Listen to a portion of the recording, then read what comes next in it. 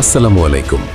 একটা প্রশ্ন করি, মহাসড়কে যদি মোটরসাইকেল চালানোই কঠিন হয়ে যায়, তাহলে সেটাকে কি আর মহাসড়ক বলা যায়? আমি জুয়েল।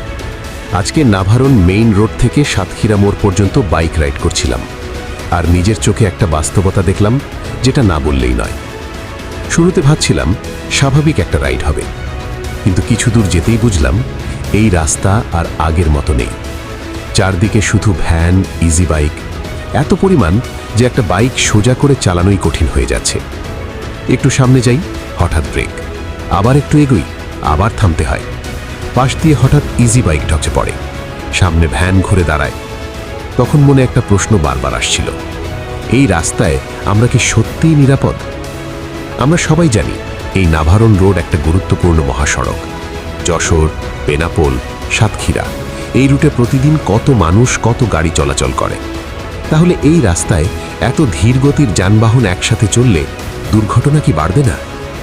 একটু ভাবুন, একটা বাইক চালাতে গেলে যখন প্রতি মুহূর্তে ব্রেক করতে হয়, যখন সামনে কে কি করবে কোনো ধারণা থাকে না, তখন একটা ছোট্ট ভুলই একটা বড় দুর্ঘটনার কারণ হয়ে যেতে পারে।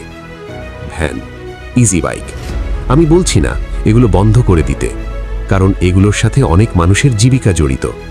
কিন্তু প্রশ্ন হলো, মহাসড়কের কি কোনো নিয়ম নেই? যেখানে স্পিড দরকার সেখানে জ্যাম, যেখানে নিরাপত্তা দরকার সেখানে ঝুঁকি। কেন আলাদা লেন নেই? কেন কোনো নিয়ন্ত্রণ নেই? কেন এই বিশৃঙ্খলা? আজকে বাইক চালাতে চালাতে মনে হচ্ছিল আমি রাস্তা দিয়ে যাচ্ছি না, আমি যেন একটা অনিশ্চিত ঝুঁকির ভিতর দিয়ে যাচ্ছি। আমরা সবাই দ্রুত যেতে চাই, কিন্তু এই অবস্থায় আমরা কি আসলেই নিরাপদভাবে গন্তব্যে পৌঁছাতে পারব? নাভারণ মেইন রোড থেকে সাতক্ষীরা মোড়, এই ছোট্ট রাস্তাটাই আজকে একটা বড় প্রশ্ন তুলে দিয়েছে। আমরা কি সত্যিই সঠিক পথে চলছি, নাকি প্রতিদিন নিজের অজান্তেই ঝুঁকি বাড়াচ্ছি? আপনাদের কি মনে হয় কমেন্টে জানাবেন। ভিডিওটা যদি আপনাদের কাছে বাস্তব মনে হয়, তাহলে অবশ্যই লাইক, কমেন্ট আর শেয়ার করবেন। আর প্রতিটা নতুন আপডেট ভিডিও পেতে আমাকে ফলো করে রাখুন। আমি জুয়েল। আল্লাহ হাফেজ।